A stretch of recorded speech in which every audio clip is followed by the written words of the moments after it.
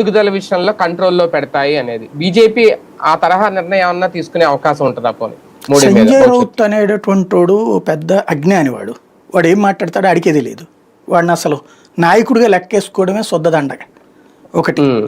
రెండవది వచ్చేటప్పటికి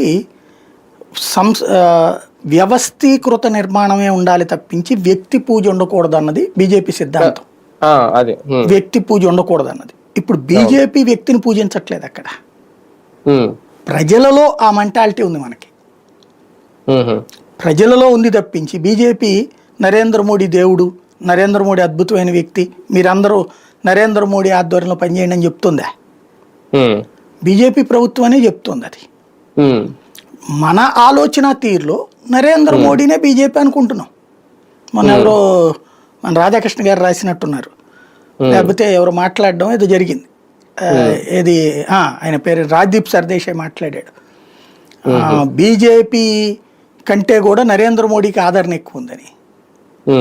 వాజ్పేయి అప్పుడు కూడా అదే అన్నాడు అనమాట. వాజ్పేయి కూడా నిర్మోహమాటంగా చెప్పాడు అనమాట. ఇవన్నీ మీరు రాసుకోవడానికి బాగుంటుంది. బీజేపీ లేని నేనుండను, నేను లేని బీజేపీ లేదు.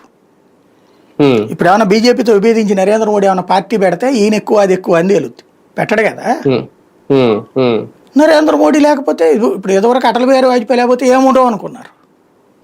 మోడీ వచ్చాడు.